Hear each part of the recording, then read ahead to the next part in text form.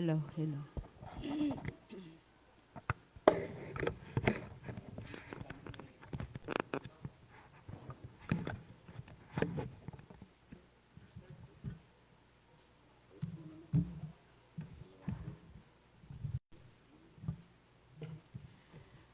Isang mapagpalang araw ng Sabat sa ating lahat, mga kapatid.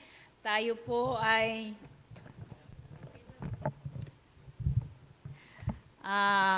magpapasalamat muli sa ating Panginoon na tinipon po muli tayo dito sa bahay-sambahan.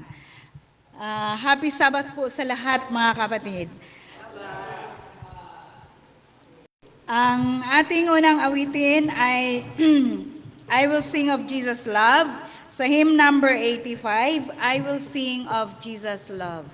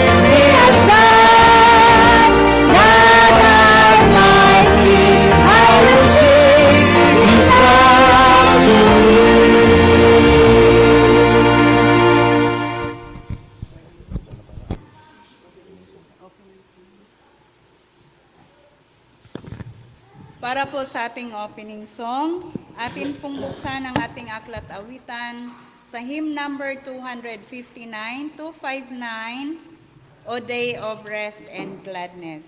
Inanyayahan ko po ang lahat na tumayo.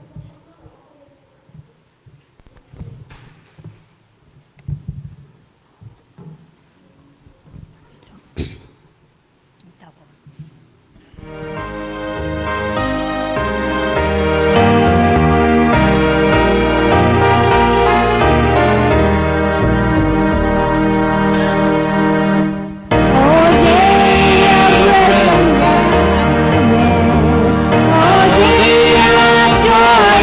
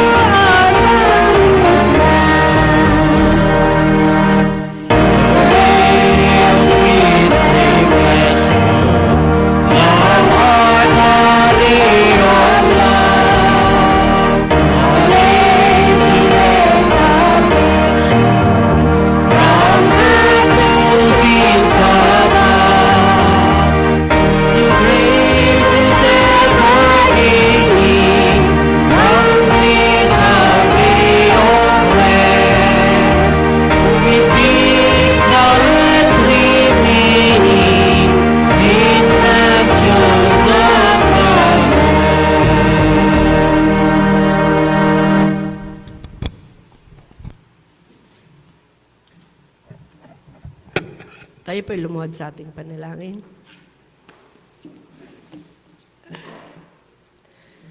Ama naming banal na nandyan sa kaitaasan, Ama, pinupuri po namin kayo, pinapasalamatan sa lahat ng mga pagkakataong kami inyong iningatan, binigyan ng buhay at kalakasan. Mga pagpapala, Panginoon, maraming pong salamat. Gayon din sa pinahiram ninyo sa aming buhay at sa mga pagpapala naming natatanggap sa araw-araw. Ama, tanging hinihiling po namin, pinapakiusap na kami patawarin sa aming mga nagagawang mga pagkakasala at pagkukulang. Pakilinisin mo po kami, Ama, upang sa ganon maging karapat-dapat kami na humarap sa inyong tahanang ito. Patnubayan din po ang lahat namin mga kapatiran sa bunsang libutan na nagpupuri sa inyo. Pagpalain mo po nawa kami at bigyan ng kalakasan sa pananampalataya at maging kapuri-puri sa inyong pangalan. Marami pong salamat. Ito po ang aming samot dalangin sa dakila namin manunubos na si Jesus. Amen.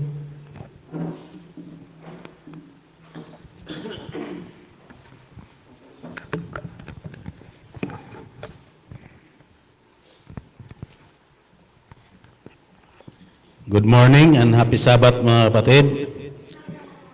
Tayo po ngayon ay unang Sabat sa buwan ng Disyembre 2024. Sa umagang ito ay tayo'y lubos nagpasalamat sa Panginoon na sa buong sanglinggo tayo pa rin po ay malakas, malusog, no? At patuloy na nagpupuri sa kanyang banal na pangalan tuwing Sabat.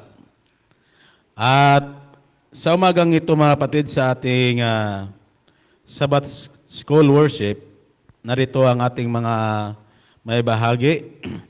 Ang atin pong nagdadala ng ating awitan, ating chorister ay si Sister Joy Pulina.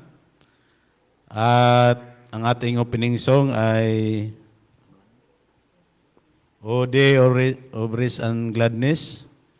At sinundan po ito ng ating opening prayer na ibinahagi ni Sister Yoli Mantala. At ang kasunod po nito ay ibigay ni Brother GR ang special song. At kasunod nito ay awit ni Sister Yoli uli at ni Sister Joy. At pakinggan natin ang maikling experience si Rome.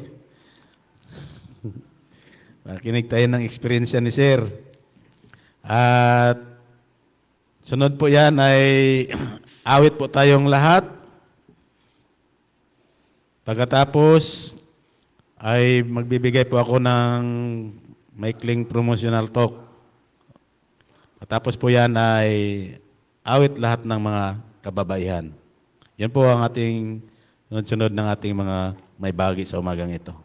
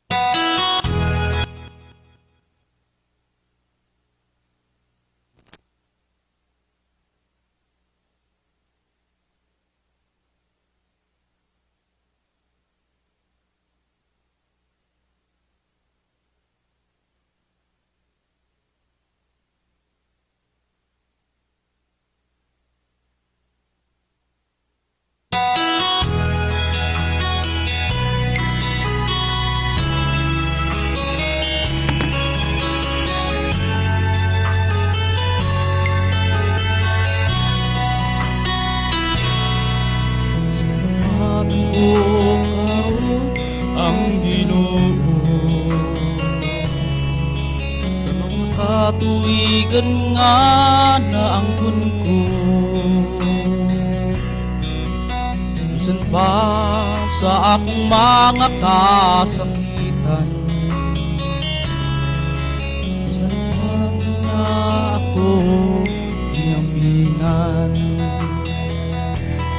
Unsa man ang ibalos ko sa Dios, sa mga kaayuhan nga naangkon ko, dili kabayran sa salapi ni Bulawan.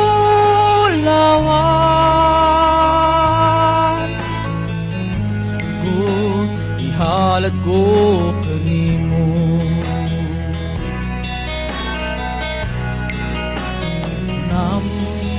naunta ako kahulog,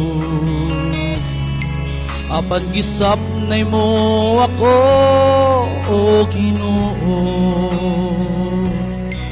Pinaagi sa gugma mo nga way paglubad, kanapagalanan ko, gilipay mo ako. Unsa man ang ibalos ko sa Dios, sa mga kaayuhan nga naangkon ko, dili kabayran sa salapi ni Bulawan. Nagnabuto, ihalad ko kanimo, panahon nga ako na malandong sa nabilin nga kinabuhi ko karon. Ihalad ko na kini sa Ginoo, ug bisan pang mga butang nga naangkon ko. Unsa man ang ibalos ko sa Dios, sa mga kaayuhan nga naangkon ko, dili kabayran sa salapi ni Bulawan.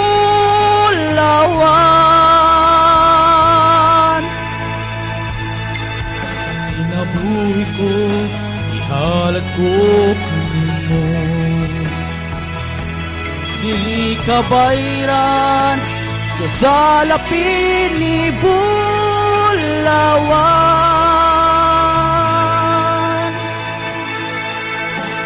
Inabuhi ko, ihalad ko kanimo, ang kinabuhi ko, ihalad ko kanimo.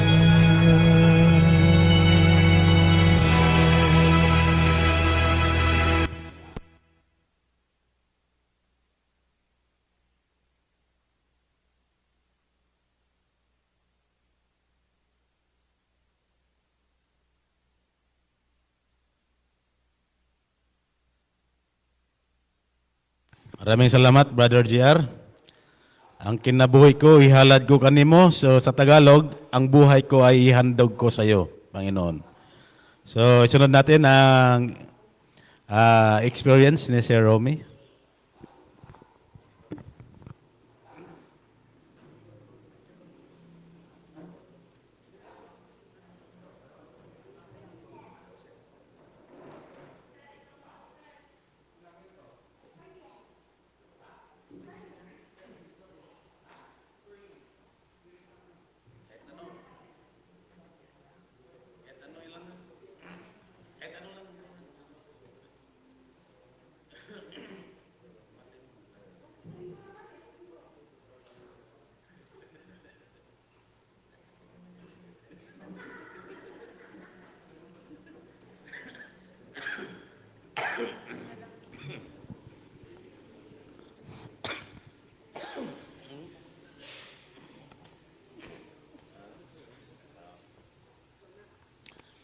Ay, sunod na lang po natin ang awit namin dalawa.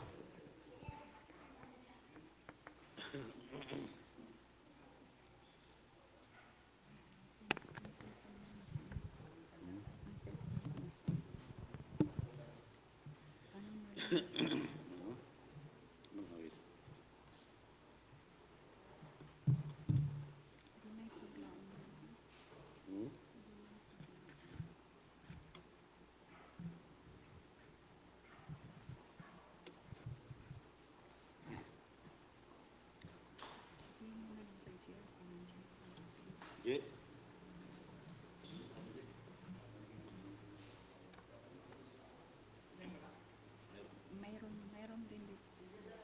Ha? Ito na lang.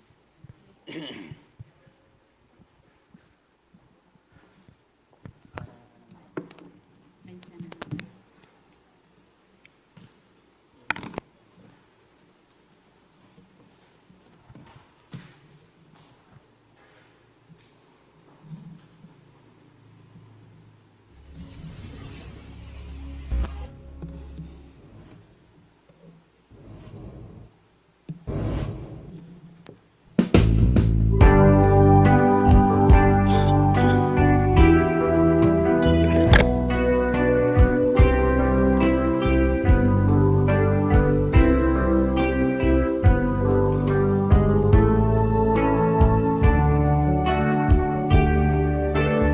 Tunay paglao, luyo sa kalaay, kinahanglan lamang kita may pagsulay, aron masayran unsa ang atong pagtuo, diha bakang Kristo nga atong Ginoo. Sa makadagan kita manod, di ko supuso sa dagko nga balon, tugot ilang asa kita ipadpad, lapyahan sa kaluwasan ato nga matugkad.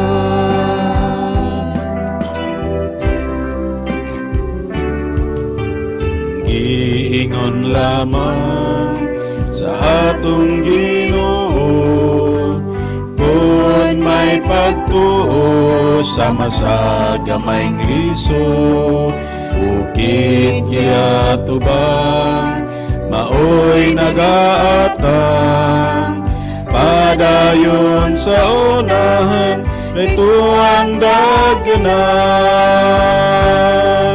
Sa makadagan kita manod, di ko supuso sa dagko nga balod, tugot ilang asa kita ipadpad, lapyahan sa kaluwasan ato nga matugkad.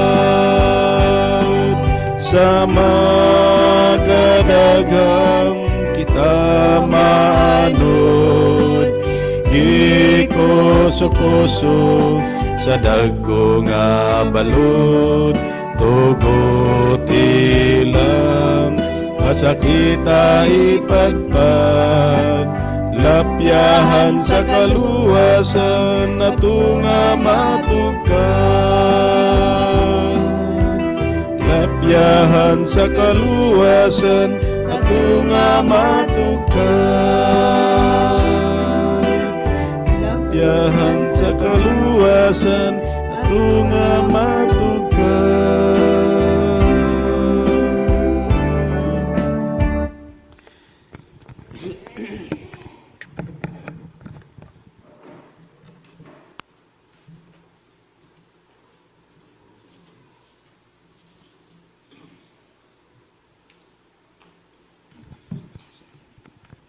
Sunod na po natin ang promotional talk ni Sir Chad.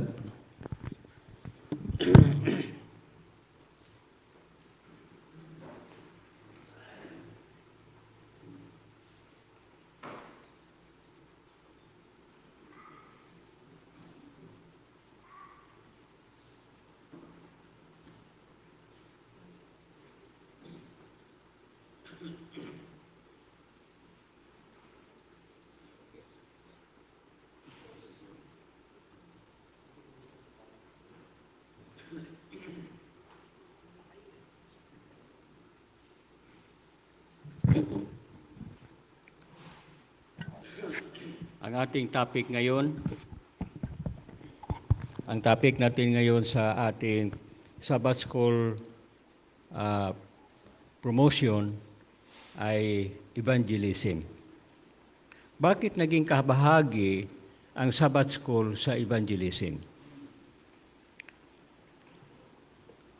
Ang evangelism, ano yung evangelism sa Tagalog?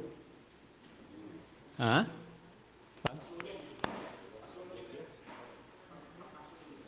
Pagpapasulong? Hindi.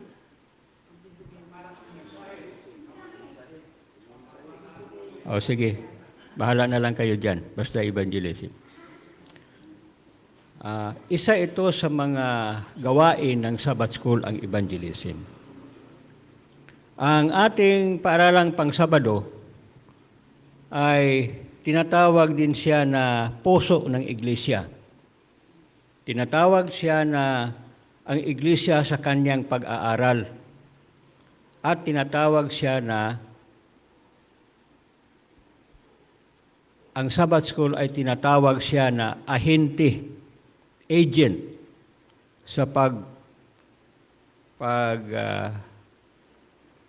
ano yon? Pag ano ng mga kaluluwa, pag hikayat. Okay.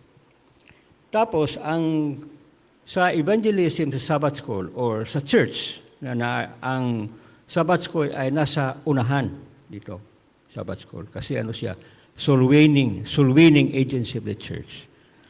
Ay hindi siya nakapokus siya sa ating pabalita, pero marami siyang mga gawain na kailangan gawin na hindi naman talaga sa Bible study lang, kundi marami din. Depende, ang sasali dito, ang church na gumagawa dito, ang mga kaanib ay sasali dito ayon sa talento ng kanilang na nandyan sa kanila.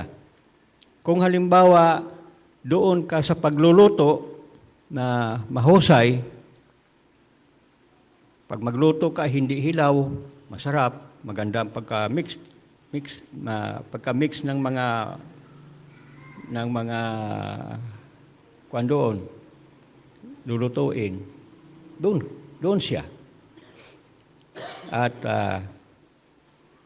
kung marunong kang umawit, sa awit ka. Depende kung anong specialization mo. Pero, sa lahat ng mga participants dito sa soul winning, kailangan mayroon tayong mayroon tayong hawak na pabalita ng kaligtasan na ating nakamtan. Kaya, tapos ang pabalita na ito na ating naakamtan ay ating pag-aralan hindi lamang sa kanyang content, kundi pati rin kung paano natin siya sasabihin.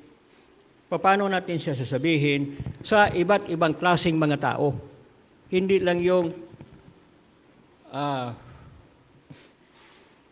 mga bata, huwag mong salitaan ng yung parang para sa matanda. Yung mataas ang pinag-aralan ay i-approach mo siya sa kanyang level ng kanyang pag-iisip bilang mataas ang kanyang pinag-aralan. Yan ang pag-aralan natin. Hindi lang yan basta-basta mga kapatid na sige ka lang ng sige, hindi mo tinitingnan yung kausap mo, hindi ganon. Hindi ka effective ng ganon. Okay. At naobserbahan ko rin, dito halimbawa sa Rampano, na yung pagtuturo ng mga bata, mayroong mga terminology na ginagamit na hindi maintindihan ng mga bata. Kailangan ibaba mo yung pagsasalita mo sa level ng mga bata. So, ang evangelism, bakit kailangan? Ang evangelism pala ay siya yung numero 1 na dahilan kung bakit inorganize ang church para sa pagpalaganap ng mabuting balita sa buong mundo. na organisado. Kaya kailangan organisado tayo kung mag-evangelize tayo. Hindi yung basta pulot lang dito, pulot doon, assign dito, assign doon, tapos dyan na kaagad gagampanan na ang ating trabaho. Hindi. Plano. Kailangan may plano. Katulad ng sa ating Panginoon na mayroon siyang plano para sa ating kaligtasan. At yung plano na yon ay kanilang ginawa, tatlo sila, kanilang ginawa bago pa ipinundar ang ating mundo. Biro mo yan? So, kailangan may plano. Hindi yung katulad dito sa atin noon, nung nag-effort tayo, nag-crusade tayo, parang masyadong madalian kasi malapit ng pasimula. Diba? Na kuminsan ang magsalita, sabi ko kay Brother Ronnie, kung ako ang nakikinig dito na wala akong alam sa Bible, baka wala akong makukuha yung mga ganon. Kasi nga, hindi masyadong napag-aralan ang ating gagawin, ang ating responsibilidad. Or kung nakapreparar man, iba ang pag-prepare, hindi angkop sa tawag nito. Hindi angkop sa sitwasyon, sa kalagayan ng nakikinig. Okay. Ngayon, bago tayo maka-evangelize, kailangan mag-aral muna tayo. Kaya ang Sabbath School bilang soul-winning agency of the church, kailangan siyang mag-aral. Kaya mag-aral tayo dito sa Sabbath School, mayroon tayong lesson. Na itong pag-aral natin dito ay una sa lahat ating isakabuhayan at para atin ding ibahagi doon sa ating mga kaibigan. Okay. Ngayon, bigyan ko ng konting emphasis ang pagtuturo. Ang pagtuturo, hindi yan sermon. Ha? Hindi yan sermon. Pagtuturo yan. Tapos, ang pagtuturo ay kailangan mayroong tanungan. Okay? Kailangan ang teacher ay marunong siyang magtanong sa tamang pagtanong. Kung mature na ang mga tao sa klase mo, huwag mo nang tanungin na, sino ba yung unang tao dito sa mundo? Huwag mo nang tanungin yun. Kasi, ano na yun pang kindergarten yun eh. So, ang level ng ating pag-iisip ay tapos, ang mga kapatid na nakikinig, bigyan rin natin ng panahon para sila magtanong. Kasi sa pagtatanong ng teacher at sa pagtatanong ng estudyante, nandyan mapabilis ang ating pag-aaral. Mas madali pati nating maintindihan. Yan. Ating naobserbahan, kahit dito, ang tanungan ay mahina, para kang nagsisirmon, lalo na kung isa lang yung nagsalita dyan. At saka mga kapatid, lalo na sa mga leaders ng Sabbath School, pagka may pastor na dumating dito, hindi ibig sabihin na siya yung magturo. Hindi. Kasi ang mga kapatid hindi niya kabisado eh. Ang teacher ang siya yung magturo kasi siya ang may responsibilidad. Kung minsan dito, teacher ka, pagkatapos malaman mo na lang pag dumating na pastor, hindi ka na pala magturo, hindi ka pa nasabihan. Hindi yan tama. No. Kailangan ang teacher siya yung magturo kasi siya yung nakakilala ng kanyang mga kasama sa klase.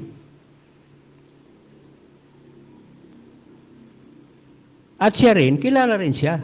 Kumbaga, magkakaintindihan sila kung ano yung pag-uusap doon sa ano. So, ang teacher hindi siya mag-monopolize, hindi siya lang ang magsalita na sige lang ganon-ganon. Kailangan bigyan din niya ng pagkakataon na ang mga membro ng Sabbath School, o sabihin natin ngayon sa atin dito, care group,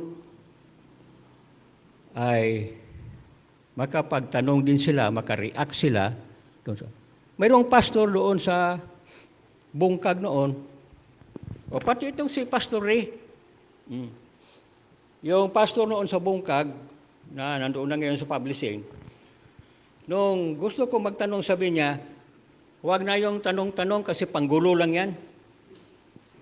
Hindi ba? Ignorante siya na pastor at ginawa siyang teacher ng Sabbath School. Bakit hindi ka pwedeng magtanungin? Mabuti kung sermon yan, second service yan, hindi ka naman pwedeng magtanong doon eh. Kasi the art of teaching, mga kapatid, is in the art of questioning. Pagka walang tanungan, mabagal, o kung mahina, mabagal ang learning diyan. Mabagal. Kaya, challenge ko ito sa ating Sabbath School, lalo na sa mga leaders ng Sabbath School. Sino bang superintendent dito? Okay. Na mas maganda kung i-train natin ang ating mga kapatid sa kanyang function sa Sabbath School. I-train. Kasi para maging successful tayo, ay kailangan train tayo sa ating gawain. Kaya ang sabi ni General Douglas MacArthur, natandaan niyo si MacArthur, kami lang yata ang mga matatanda ang nakakilala kay MacArthur. Sabi niya, the only key to success is preparation. Kung walang paghahanda, talo ka sa gira.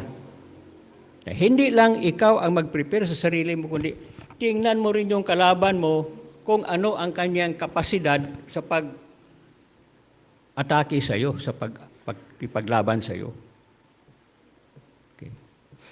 Kung alam natin yung ating preparasyon, ang ating preparasyon depende sa kalaban natin, di ba? Kung matindi ang kalaban natin, kailangan mag-prepare tayo ng mas maganda. So, yun ang sabi ng MacArthur, yung General Douglas MacArthur na general ng Amerika. Si Sir Romy, kilala niya ito, galing siya sa Amerika. So, mag-prepare. Hindi yung bunutin ka lang dyan kaagad. So, sabog-sabog yung ating paggawa ng ating part sa Sabbath School. Kahit na sa pag-awit. Oh. So, tapos itong si Pastor Ramil Ray, nagtanong din ako. Sabi niya, wag lang yung tanong, mamaya na tayo mag-usap sa labas. Biro mo yan. Pastor ka. Dapat marunong kang isa sa pinaka-importante na katungkulan ng isang pastor ay hindi yung sermon, kundi ang pag-train sa mga kapatid para sa evangelism. So bago tayo mag-evangelize, kailangan i-evangelize muna natin yung sarili natin. Isakabuhayan muna natin ang ating nalalaman na katotohanan. At malaman natin ang katotohanan hindi lamang sa pagpakinig, kundi mismo sa sarili nating pag-aral at pagdasal. Pagdasal. So, sana hindi lang ito karaniwan or yung ating mga promotions dito ay hindi lang basta makakomply tayo ng requirements sa Sabbath School na kailangan may promotion, kundi tingnan natin ang ating kalagayan at ayusin natin ang ating Sabbath School, mga kapatid. Kung mayroon pang bahagi sa iglesia na aking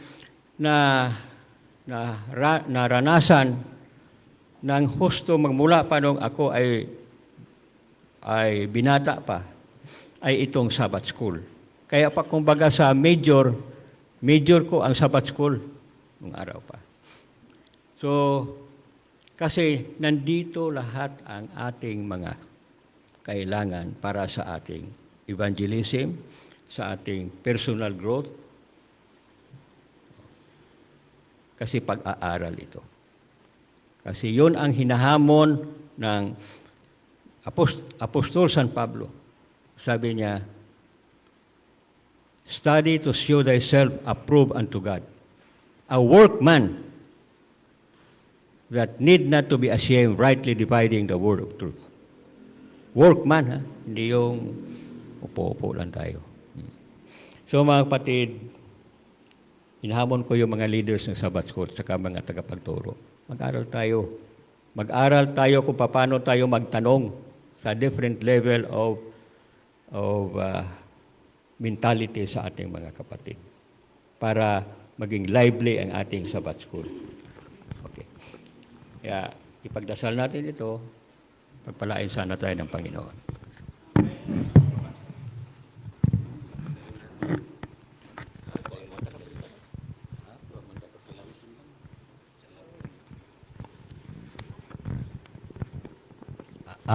Punta tayo lahat ito, may care group to.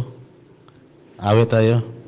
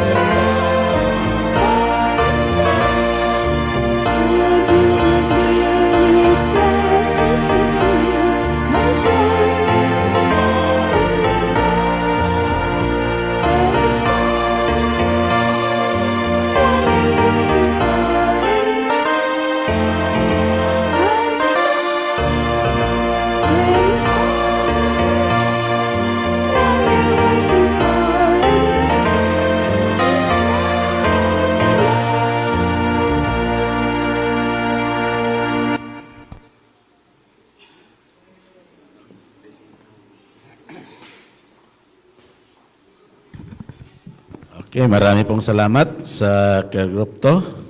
At isunod na po natin ang ating lesson review. Sino po ang manguna bawat care group?